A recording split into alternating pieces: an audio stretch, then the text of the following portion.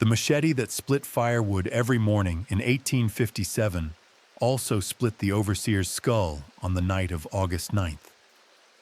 The scythe that cleared cane fields in Louisiana opened a throat with the same efficiency it had opened 1,000 stalks. The chain that bound a man's ankle for transport became the wire that strangled his captor on a dark road outside Mobile. Tools carry no moral weight until the hand that holds them decides what they're for. In courthouses across the South, these objects were entered into evidence, labeled Exhibit A, B, C, cleaned of blood and rust, made inert again by legal ritual. But the people who survived those nights remembered the weight differently. They remembered how a blade's balance shifts when you stop thinking of it as an extension of someone else's will and start thinking of it as your own. This is the story of 3 moments when survival required only one thing: deciding that the tool in your hand had always been a weapon. You just hadn't been allowed to use it yet. Talbot County, Maryland, occupied a peninsula where the Chesapeake Bay's fingers reached inland through marshland and pine. In 1856, the county held 11,000 people. 4,000 of them were enslaved. The soil here grew tobacco and wheat, but the real crop was a quieter kind of extraction. Shipbuilding in the yards along the Miles River, where oak timbers were shaped by hands that would never own the vessels they launched. Samuel Cross worked in those yards. He was 31 years old in the spring of 1856, owned by a merchant named Thaddeus Hayward, who leased Samuel's labor to the Turner Shipworks for $9 a month. Samuel had been born on Hayward's property, the son of a woman named Ruth who died when Samuel was 14. He had no siblings that he knew of. 3 years earlier, Hayward had sold Samuel's wife, Anne, and their infant daughter to a buyer in Georgia when Hayward needed cash to settle a gambling debt. Samuel never saw them again. The shipyard required precision. Samuel learned to read wood grain the way other men read faces, understanding where stress would concentrate, where a joint would hold, where rot would start. He worked with an adze, a curved blade on a long handle that could strip bark or shape hull planks. The tool weighed 4 pounds. The cutting edge stayed sharp enough to shave with. Turner, the shipyard owner, trusted Samuel with it, because Samuel had never given him reason not to. Violence was a language everyone spoke, but only certain people were allowed to use. Overseers carried whips, patrollers carried rifles, enslaved people carried tools, and the distinction between tool and weapon was enforced through law and routine brutality. The Talbot County Code of 1849 specified that any enslaved person found possessing a weapon, defined broadly to include knives longer than 3 inches, would receive 39 lashes and 6 months hard labor on the county roads. Tools were different. Tools had purpose that served the owner. An adze in the hands of a shipwright was money. An adze in the hands of a rebel was terror. March 17, 1857, Shipyard Records, Morning Log, Cross Samuel, present and working main hull, plank 12 through 18. The routine held for weeks. Then came the incident that changed what routine meant. James Porter had been hired as an overseer at Turner Shipworks in February of 1857. He was 26 years old, the son of a failed farmer from Caroline County, and he believed competence meant making men afraid of him. He carried a hickory cane and used it to strike backs, shoulders, and heads when he felt pace was lagging. He was not especially cruel by the standards of the time, which meant only that his violence followed recognizable patterns. On April 2nd, Porter decided Samuel was working too slowly on a section of hull planking. This was untrue. Samuel had finished 8 planks that morning, 2 above the expected daily quota. But Porter needed to establish authority with someone, and Samuel was the nearest target. Porter struck Samuel twice across the shoulders with the cane. Samuel kept working. Porter struck him across the back of the head. Samuel stopped, turned, and looked at Porter without speaking. The shipyard went quiet. 23 men watched to see what would happen next. Porter raised the cane again. Samuel shifted his weight, the adze still in his right hand, and said 3 words that would be recorded in the subsequent investigation. Not the head. Porter brought the cane down anyway. Samuel blocked it with the adze handle. The cane splintered. Porter stumbled backward, reached for the knife he kept on his belt, and Samuel swung the adze in a tight arc that caught Porter in the left forearm. The blade cut through muscle and cracked bone but did not sever the limb. Porter screamed and dropped the knife. Samuel stepped back, lowered the adze, and waited for what came next. What came next was a trial. Maryland law in 1857 allowed enslaved people to be tried in county courts for crimes against white persons. The proceedings were swift. On April 8th, 6 days after the incident, Samuel stood before Judge Milton Carmichael in the Easton Courthouse. Thaddeus Hayward sat in the gallery, his face arranged in the careful neutrality of a man calculating financial loss. Turner testified that Samuel had been a model worker until the attack. Porter testified with his arm in a sling that Samuel had attempted to kill him. 3 enslaved men from the shipyard testified, under oath and under threat, that they had seen Samuel strike without provocation. Judge Carmichael announced the sentence on April 9th. Death by hanging, to be carried out within 30 days. Samuel was returned to the county jail to await execution. He had not spoken during the trial except to confirm his name. Now he spoke to the jailer, a man named Dawson, who had known Samuel since Samuel was a child. Samuel asked for paper and ink. Dawson, violating protocol but moved by something he would later describe only as an obligation to decency, provided them. The letter Samuel wrote was never entered into the legal record, but 3 copies survive, passed down through families who understood that certain documents had to be hidden to be preserved. The letter was addressed to Anne, though Samuel had no way to send it and no certainty she was still alive. It described the weight of an adze, the sound a cane makes when it breaks, and the feeling of deciding that today was the day you stopped accepting what was done to you. It ended with a single sentence: I chose the moment it would end. The night before his execution, Samuel Cross escaped from the Talbot County Jail. The details remain contested. The official report stated that Dawson had left the cell door improperly secured after delivering Samuel's evening meal. 3 witnesses claimed they saw Dawson hand Samuel the key directly. Dawson himself was found the next morning bound and gagged in the jail's back room, claiming he had been overpowered. His hands showed no bruising. His story changed slightly each time he told it. Samuel disappeared into the network of paths and safe houses that ran through the Eastern Shore's marshlands. The system had been operating for decades, invisible to the people who owned the land it crossed.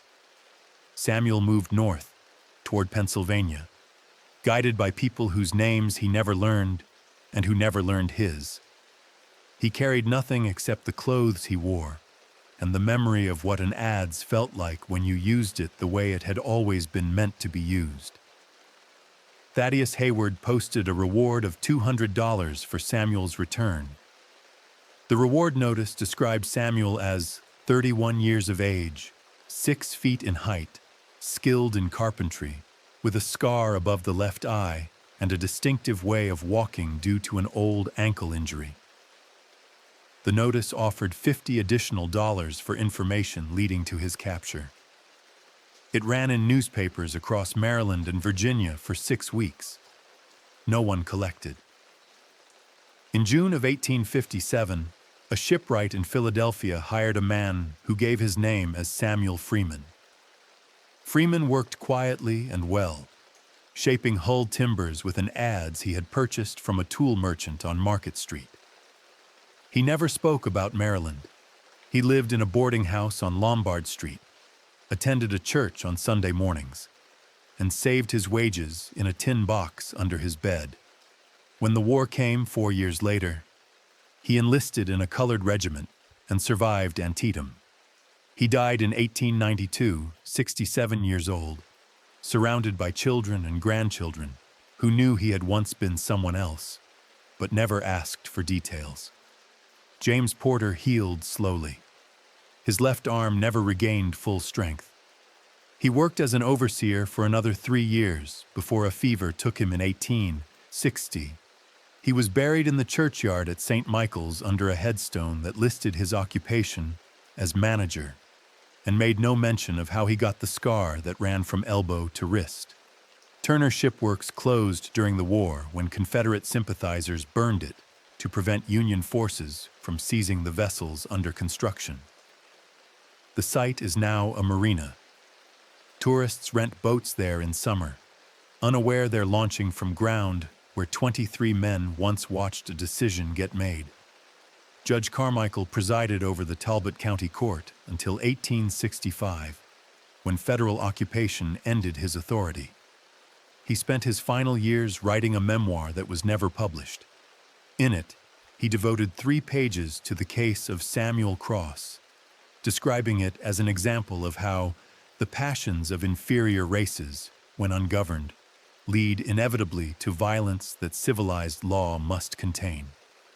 He did not mention that the law he represented had been powerless to retrieve the man it condemned. Louisiana's sugar parishes stretched along the Mississippi River south of New Orleans, a corridor of wealth built on a crop that required brutality to harvest. In 1859, the state produced 247 million pounds of sugar from cane grown on plantations, where the labor force was 80% enslaved. The season ran from October through January, when frost would kill the cane.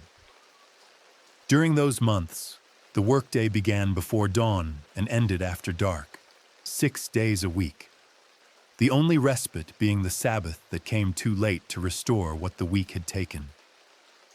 The Mercier plantation occupied 800 acres in Ascension Parish, 20 miles upriver from New Orleans. Etienne Mercier had inherited the property from his father in 1843. He was 37 years old in 1859, a widower with 2 daughters enrolled in a convent school in the city. He owned 93 people, most of them born on his land. He considered himself a fair master, which meant he used the whip sparingly and allowed families to remain together as long as productivity did not suffer. His ledgers were meticulous. His profit margins were narrow. He could not afford sentiment. Thomas Bouvier worked the cane fields under an overseer named Narcisse Durand, who had been hired from a neighboring parish and brought a reputation for efficiency. Thomas was 28 years old in the fall of 1859, born on the Mercier plantation to a mother who died in childbirth and a father who had been sold to a buyer in Mississippi when Thomas was 7. Thomas had a wife named Celeste and a son named Jacques, 3 years old, who lived with them in one of the cabins that formed a double row behind the main house. Thomas used a cane knife for harvest, a machete-like blade 2 feet long with a slight curve, designed to cut through cane stalks in a single stroke. November 8, 1859. Plantation Journal, Evening Inventory. 14 rows, cleared by Bouvier gang. Yield acceptable. No incidents. The cane knife required strength and rhythm. You approached the stalk at an angle, brought the blade down with enough force to sever the cane cleanly without dulling the edge on the ground.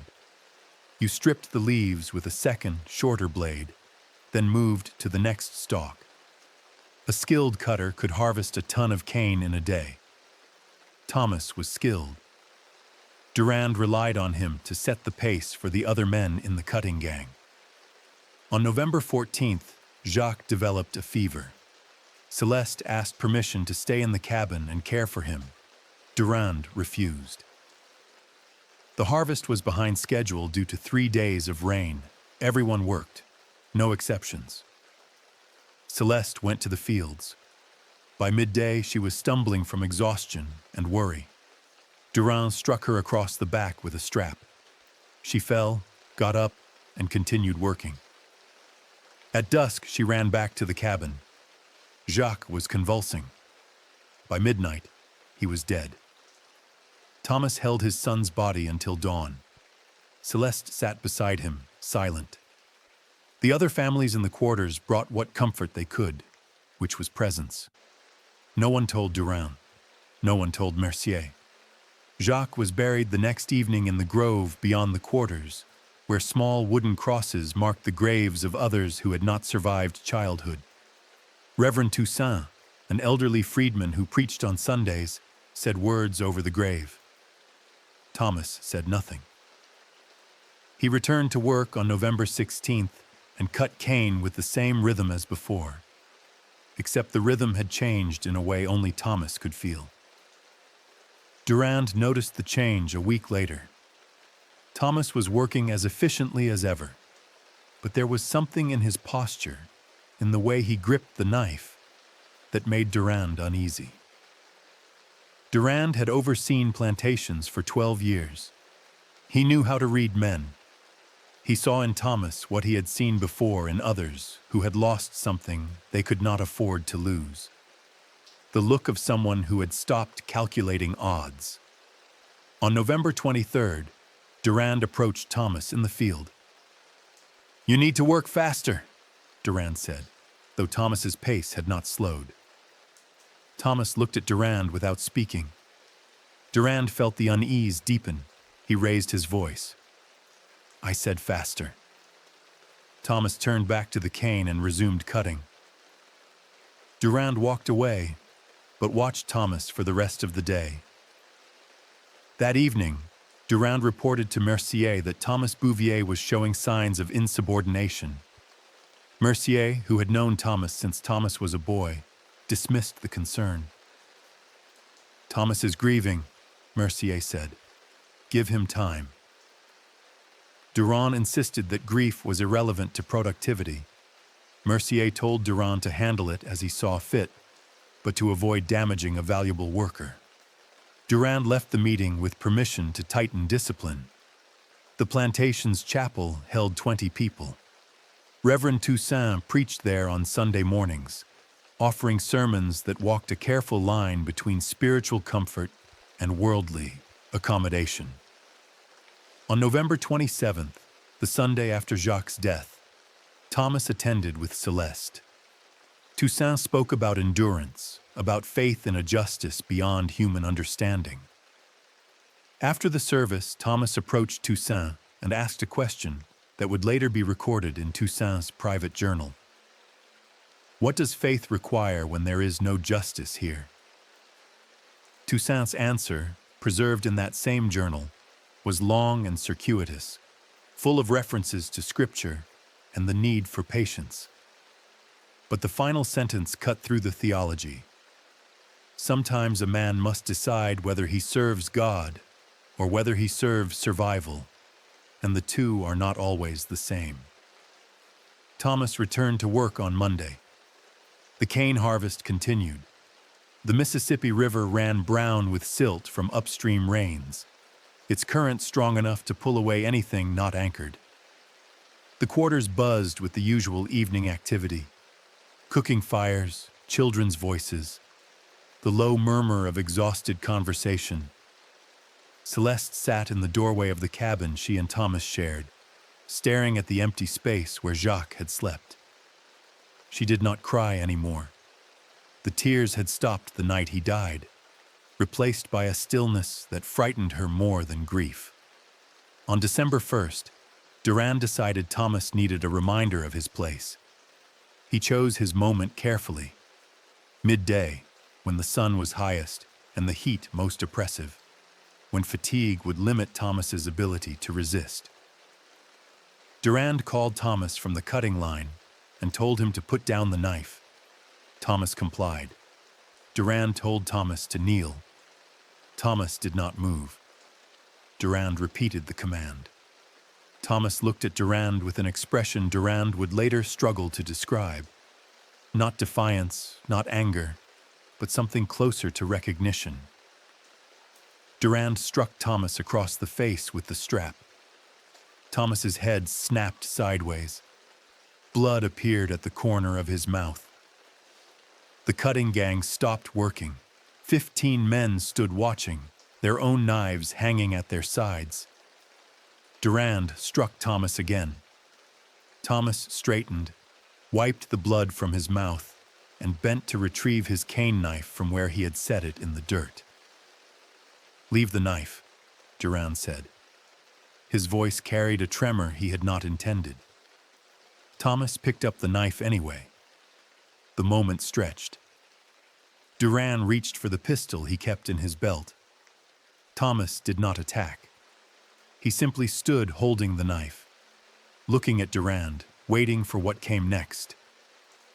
What came next was a choice. Durand could shoot Thomas and explain to Mercier why he had destroyed a valuable asset.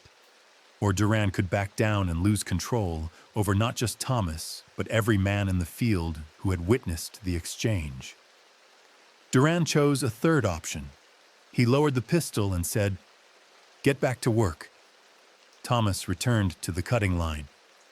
Durand walked back to the overseer's cabin and spent the rest of the day drinking rum and trying to convince himself he had made the right decision. That night, Durand wrote a letter to his brother in Baton Rouge. The letter, discovered years later in a collection of family papers, described the incident and Durand's fear that Thomas was no longer controllable through ordinary means. The letter ended with a request for advice on whether Durand should leave the Mercier plantation before something unfortunate occurs. December 4th, 1859. A date that appears in 3 separate accounts, each recorded years after the event by people who had been present, but whose names were never made public. The accounts differ in details, but agree on the essential facts. Durand left his cabin at dusk to inspect the quarters. He carried his pistol and a lantern. He walked alone, which was unusual. Normally, he took one of the drivers with him for evening rounds. That night, he chose to go unaccompanied, perhaps wanting to reassert his authority through a visible show of confidence. Thomas was in the quarters, sitting outside his cabin with Celeste. The lantern light from Durand's approach cast long shadows across the packed earth. Other families sat outside their own cabins, the day's work finished, the evening meal consumed, the brief hours of relative autonomy before sleep stretching ahead. Children played quietly. Elders sat on stools, smoking pipes. Everything was ordinary until Durand stopped in front of Thomas's cabin and said, "Come with me." Thomas stood. Celeste reached for his hand. He squeezed it once and released it. He followed Durand away from the quarters, toward the tree line where the cleared land met the forest. The others watched them go. No one intervened. This too was part of the machinery, the public extraction of individuals for punishment, the enforcement of control through ritual humiliation. Everyone knew what happened when an overseer walked a man into the woods at night. Except this time, only one of them walked back. The scythe found Durand's body the next morning. Jean-Baptiste Lefebvre, 63 years old, had worked the Mercier plantation for 40 years and had earned the trust that came with age and compliance. He discovered Durand lying face down in the grass 20 yards from the quarters, throat opened in a single clean cut that had severed the carotid artery and windpipe. The cane knife lay beside the body, blade still dark with blood. Lefebvre walked back to the main house and informed Mercier, who sent for the parish constable and the local magistrate. Thomas was gone. So was Celeste. Their cabin had been emptied of the few possessions they owned: a blanket, a cooking pot, a small cloth bundle containing Jacques' baptismal gown. The other families in the quarters claimed they had seen nothing, heard nothing. Lefebvre, questioned separately, maintained he had been asleep. Reverend Toussaint said only that he had preached about endurance the previous Sunday, and that God alone knew what endurance required. The investigation was perfunctory. The constable, a man named Gaston Pichon, concluded that Thomas had murdered Durand and fled with his wife. Pichon organized a search party of 12 men with dogs. They tracked Thomas and Celeste to the river, where the trail disappeared. The Mississippi was high and fast in early December, swollen with rain. Pichon speculated that Thomas and Celeste had drowned attempting to cross. Their bodies were never found. Mercier offered a reward of $300 for Thomas's capture, alive or dead. The notice ran in New Orleans newspapers for 2 months. No one collected. Mercier sold the remaining members of Thomas's cutting gang to a buyer in Texas, fearing they had been complicit in the escape.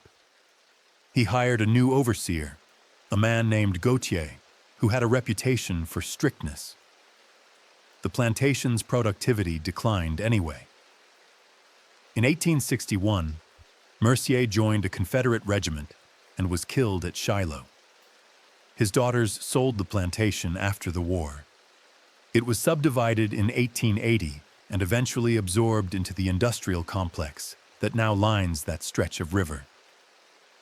But stories circulated. In the freedmen communities that formed after emancipation, people spoke of a couple who had made it north, who had changed their names and lived quietly in Ohio or Illinois or Canada. The details varied. Some said Thomas became a blacksmith. Others said he worked on the docks. A few claimed he had joined John Brown's raid in Virginia, though the chronology made that impossible. The truth was less important than what the story represented: the possibility that violence could be answered, that a blade could serve justice, that survival sometimes required choosing the moment it would end. What would you do, standing in the quarters that December night, watching Thomas and Durand walk toward the trees? Would you have looked away, protecting yourself through willful blindness? Would you have followed at a distance, ready to intervene or bear witness? Would you have done what the families did, stayed outside your cabins, creating a wall of presence that said, "We see you, we will remember, we will protect your names"? The Underground Railroad in Louisiana operated differently than in border states. There was no Pennsylvania 20 miles north, no promised land within walking distance. Escape required crossing the Mississippi, then navigating through hostile territory for hundreds of miles before reaching free soil. The network was sparse, the risks extreme. Most attempts failed, but the network existed, maintained by free people of color, sympathetic whites, and enslaved people who had learned to move invisibly through spaces that were supposed to contain them. Thomas and Celeste reached the river on the night of December 4th. They were met by a ferryman named Prosper, a freedman who owned a small boat and a willingness to use it for purposes that went unspoken. Prosper asked no questions. He accepted no payment. He rowed them across the Mississippi under a moonless sky, landed them on the west bank, and pointed them toward a safe house 8 miles inland. The house belonged to a Quaker family named Morrison, transplants from Pennsylvania who had settled in Louisiana in 1852 and had quietly begun assisting runaways in 1857. The Morrisons hid Thomas and Celeste for 6 days. During that time, Thomas burned his hands treating the blisters that had formed from gripping the cane knife. Celeste spoke for the first time since Jacques' death, asking if they would ever stop running. The Morrisons gave them food, clean clothes, and a map sketched on a piece of cloth that showed routes north through Arkansas and Missouri. They also gave them new names. Thomas became William Freeman. Celeste became Mary Freeman. The Morrisons never asked what Thomas and Celeste were fleeing. They assumed correctly that the answer was written on their bodies and in their eyes. Thomas and Celeste left the Morrison house on December 11th and traveled north on foot, moving at night, sleeping in barns and abandoned cabins during the day. They crossed into Arkansas on December 20th.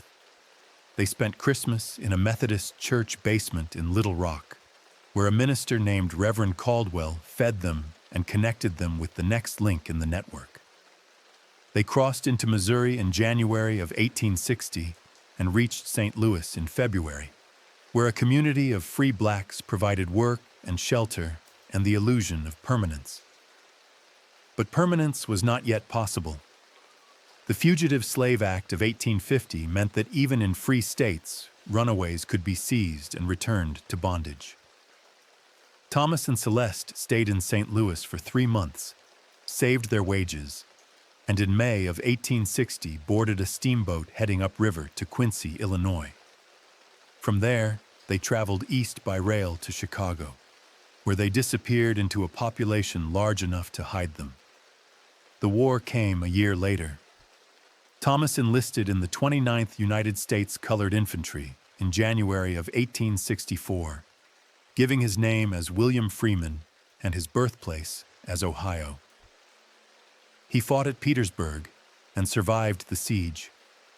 He was mustered out in November of 1865 and returned to Chicago, where Celeste had found work as a seamstress.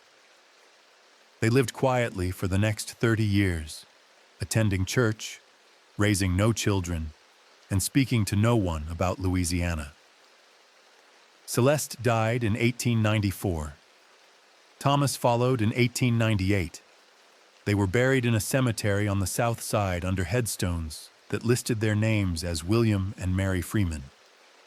Their obituaries made no mention of the Mercier plantation, the cane fields, or the night in December of 1859 when a blade transformed from tool to weapon and back again. The transformation left no physical trace, but people remembered, and the remembering became its own kind of record. Mobile, Alabama in 1860 was a city built on the exchange of human beings. The port handled more slave sales than any location in the Deep South except New Orleans. Buyers came from across the region to inspect merchandise arriving by coffle. Groups of enslaved people chained together and marched overland from Virginia and the Carolinas to feed the cotton and sugar economies of the Gulf Coast. The coffles moved slowly, covering 10 to 15 miles a day.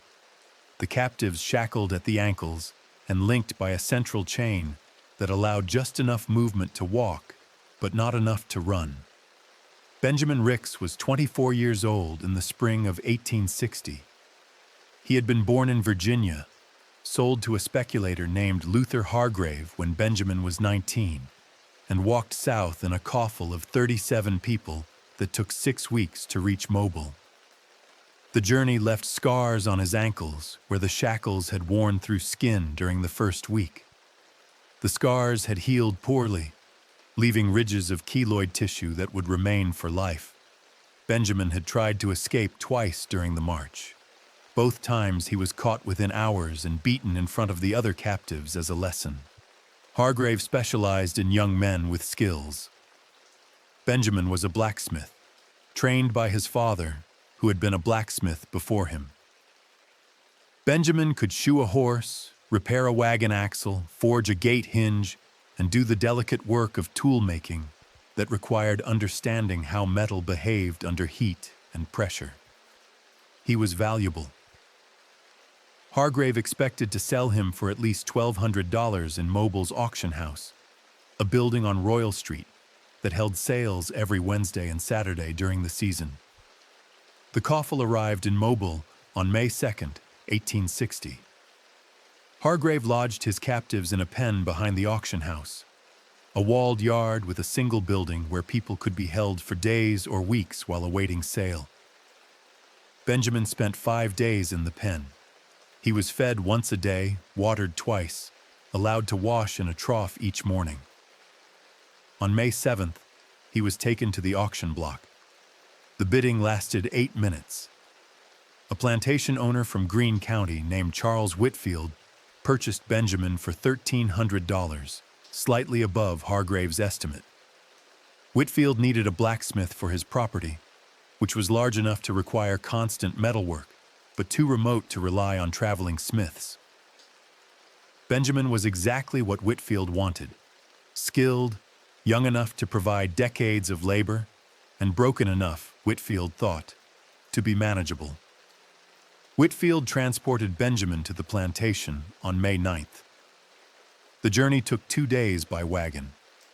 Benjamin rode in the back, shackled to a ring welded to the wagon bed, watching the pine forests of southern Alabama pass in a blur of green, punctuated by clearings where small farms clung to red clay soil. Whitfield rode up front with the driver, a freedman named Moses who had worked for Whitfield for 10 years and knew better than to speak unless spoken to. The Whitfield plantation occupied 2,000 acres in Greene County, 50 miles northeast of Mobile. The main house was modest by plantation standards, a 2-story frame structure with a wide porch and 4 columns that had been painted white but were now peeling. Behind the house were the usual outbuildings: kitchen, smokehouse, barn, and the forge where Benjamin would work. The quarters stretched along a dirt road that ran parallel to the main house, 20 cabins housing 83 people who grew cotton on land that had been cleared 2 generations earlier and was now showing signs of depletion. Benjamin was assigned a cabin and told to report to the forge at dawn. Whitfield's previous blacksmith had died of pneumonia in March, leaving a backlog of work: plows that needed sharpening, wagon wheels that needed tire bands, tools that needed repair. Benjamin would be expected to clear the backlog within a month.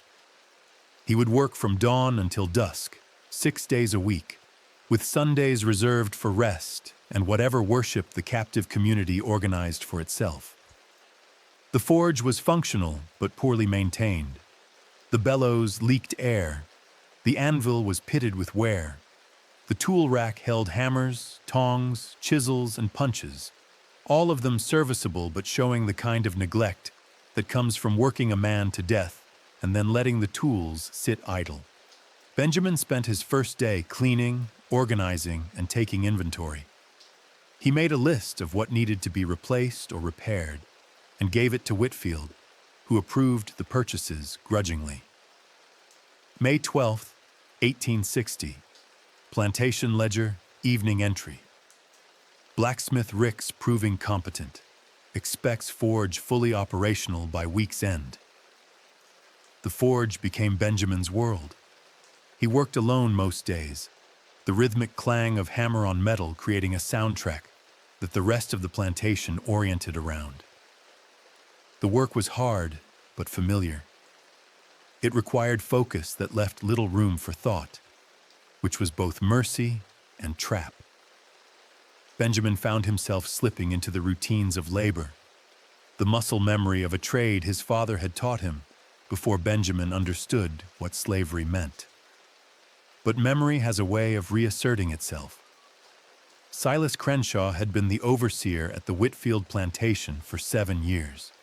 He was 41 years old in 1860, born poor in South Carolina, and had worked his way into a position that paid him $400 a year plus housing. He believed in efficiency, which meant extracting maximum labor from the workforce without causing permanent damage that would lower property values. He carried a bullwhip coiled on his belt and used it when he judged persuasion necessary. He was not sadistic. He was practical, which made him more dangerous. Crenshaw noticed Benjamin immediately. A skilled blacksmith represented both asset and risk. Asset because the forge was essential to plantation operations. Risk because a man who worked alone, who understood metal and fire, who possessed tools that could as easily shape weapons as horseshoes, required watching. Crenshaw made it a point to visit the forge daily, ostensibly to check on work orders, but actually to remind Benjamin of his presence. On June 3rd, Crenshaw told Benjamin to repair a set of leg irons that had been damaged when a runaway had broken free during transport back to the plantation. The irons lay on the workbench, their chains snapped, the cuffs bent where the captive had struck them against a rock. Benjamin examined them without speaking. Crenshaw said, "Make them stronger this time." Benjamin nodded and began heating the metal. The work took 3 hours. Benjamin welded a new length of chain between the cuffs, reinforced the hinges, and tested the locking mechanism until he was satisfied it would hold. He delivered the finished irons to Crenshaw's cabin at dusk. Crenshaw inspected them, pronounced them satisfactory, and told Benjamin he had done good work. Benjamin returned to his cabin and sat in the doorway until darkness made it impossible to see the forge across the yard. The other people in the quarters knew Benjamin's name, but little else about him. He did not attend the Sunday gatherings where spirituals were sung and news was shared. He did not join the evening conversations around cooking fires. He kept to himself in a way that might have been shyness or might have been something else. An older woman named Hannah, who lived in the cabin next to his, tried twice to bring him food and conversation. Both times he thanked her politely and closed the door. What Hannah did not know, what no one knew, was that Benjamin was counting. He was counting the tools in the forge. He was counting the distance from his cabin to the main road. He was counting the phases of the moon and the nights when Crenshaw would be away in town. He was counting because counting gave him control over something, even if it was only the catalog of his own limited choices. July 19th, 1860, a date mentioned in only one document, a letter written 20 years later by a woman who had been a child on the Whitfield plantation and remembered the night the overseer disappeared. The letter, now held in a private collection, describes how the children had been told to stay in their cabins after dark, how the adults had spoken in whispers, how the next morning the forge sat cold and empty, and Silas Crenshaw was found at the bottom of a ravine 2 miles from the plantation, with a length of chain wrapped around his neck. The official investigation concluded that Crenshaw had been killed by bandits or possibly by a runaway hiding in the woods. The chain around his neck was identified as the type used for leg irons, but such chain was common and could have been taken from any number of sources. Whitfield reported Benjamin missing the same day Crenshaw's body was discovered. The coincidence was noted, but not pursued with the vigor it might have been in peacetime.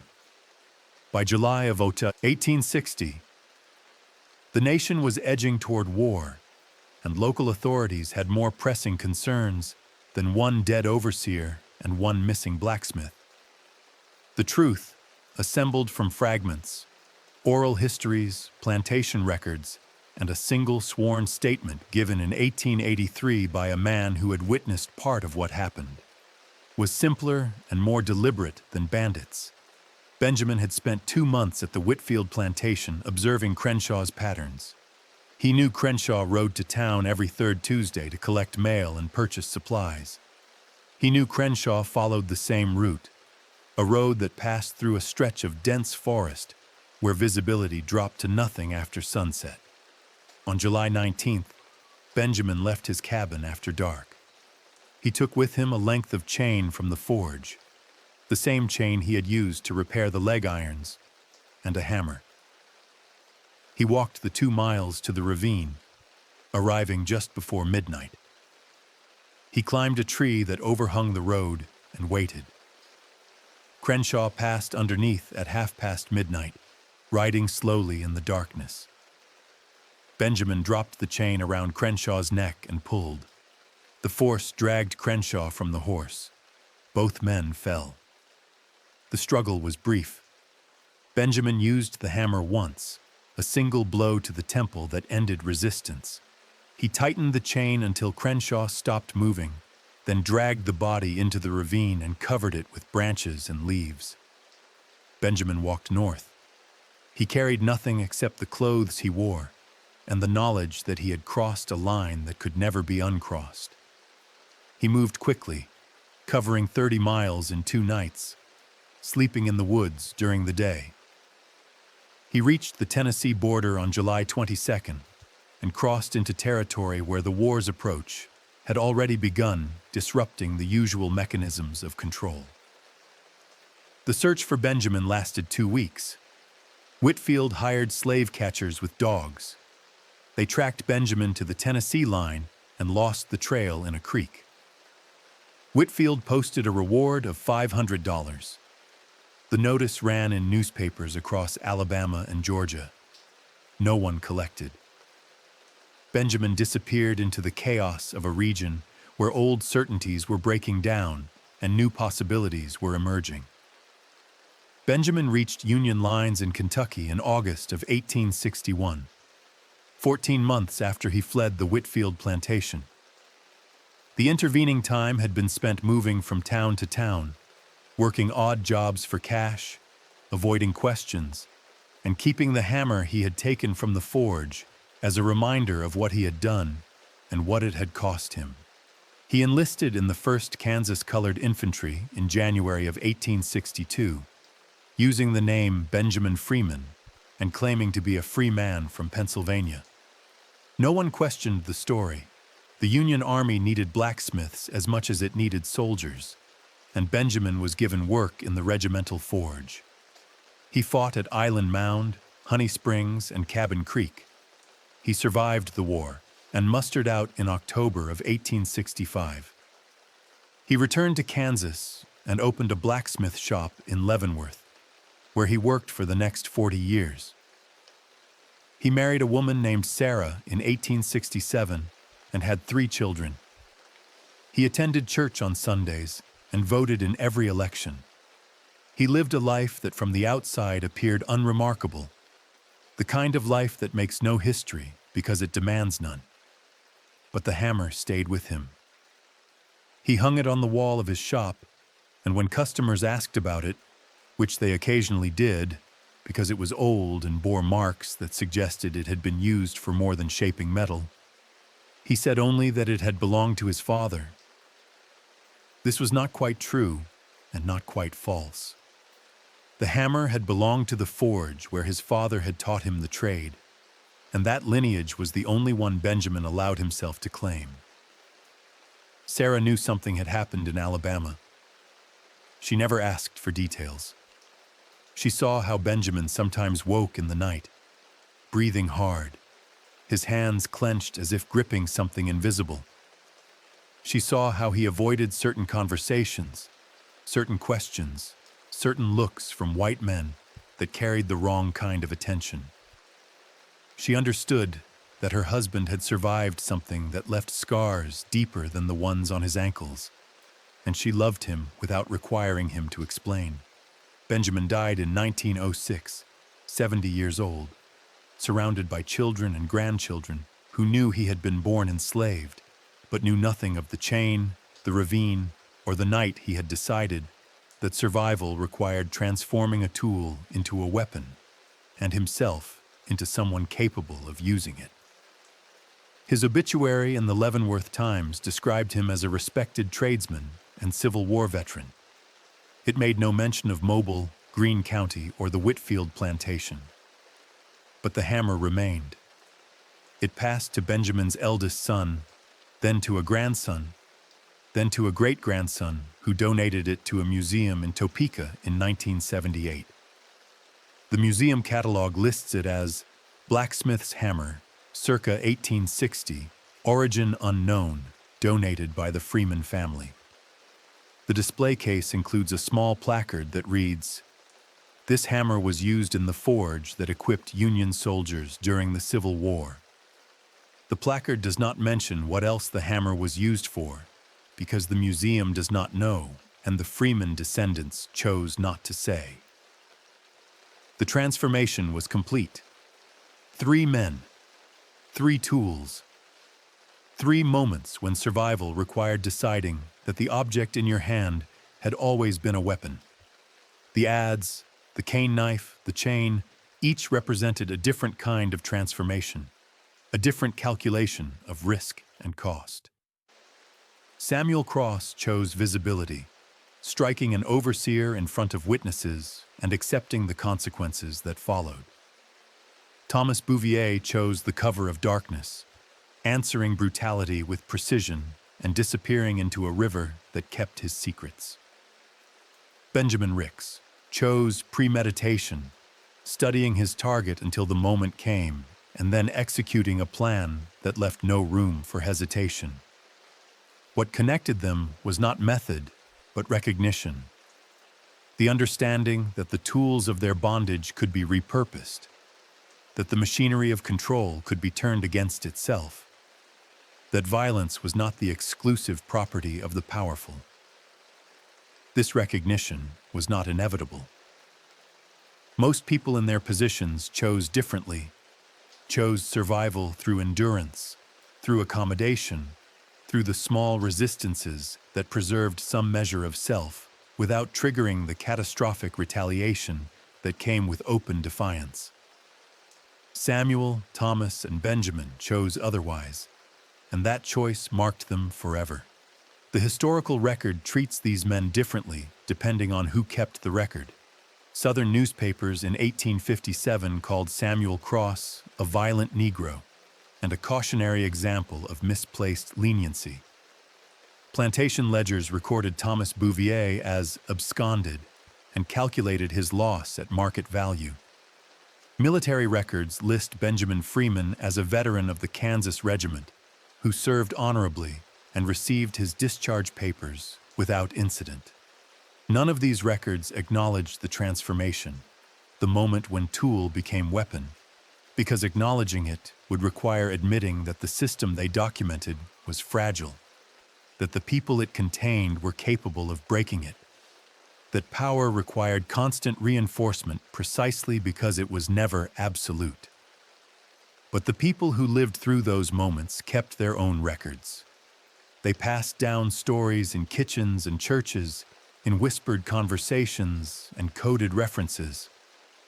They taught their children and grandchildren what could not be written safely. That resistance was possible, that tools were neutral until the hand that held them decided otherwise, that the boundary between submission and violence was thinner than the powerful wanted to believe. These stories did not glorify the violence.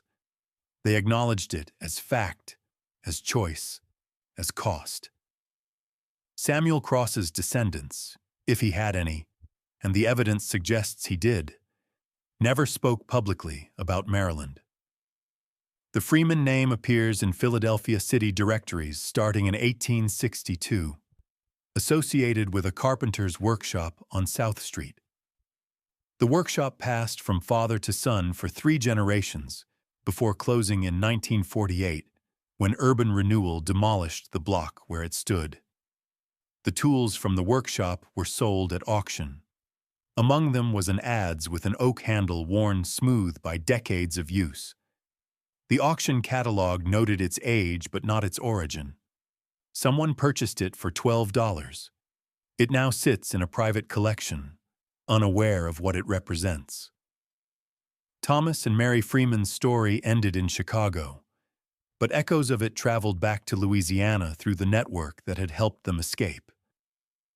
In the freedmen communities that formed after the war, people spoke of the couple who made it out, who reached the North and survived. The details were less important than the fact itself, proof that escape was possible, that the river could be crossed, that new names could be claimed and old ones left behind. Reverend Toussaint's journal, discovered in the 1920s by a researcher studying post-emancipation religious communities, contained a single entry dated December 5, 1859. Thomas and Celeste gone. God go with them. The journal offered no other details. Toussaint died in 1872, taking his full knowledge to the grave. Benjamin Freeman's children knew he had been enslaved, but not how he had won his freedom. They knew he carried something heavy, some burden that manifested in nightmares and silences, but they did not press for explanation. After Benjamin's death, his widow Sarah told their eldest son that his father had done what needed doing, and that the specifics were best left unspoken. The son respected that wish. So did the grandchildren.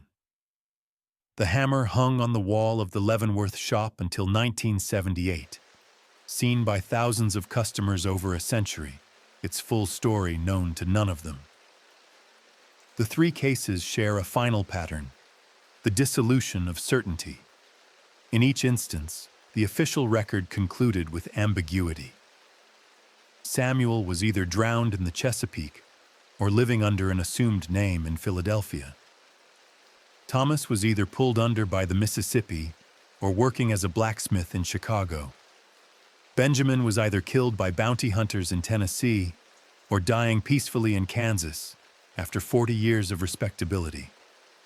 The ambiguity was intentional, a function of communities that protected their own by refusing to confirm or deny, by maintaining a wall of collective uncertainty that shielded survivors from the consequences of their actions. But ambiguity has costs. It makes the story easier to dismiss, easier to fold into myth or dismiss as exaggeration. It allows skeptics to claim that no verified evidence exists, that these events might not have happened as described, that oral history is unreliable and should not be weighted equally with official documents. This skepticism ignores a fundamental truth. The official documents were written by the people who benefited from the system, who had every reason to minimize, obscure, or erase acts of resistance. The absence of confirmation in courthouse records does not mean the events did not occur. It means the people who kept those records chose not to see or saw and chose not to record, or recorded and later destroyed the evidence. The transformation remains. The machete rusts in a museum in Baton Rouge. The adze hangs in a private collection in Pennsylvania.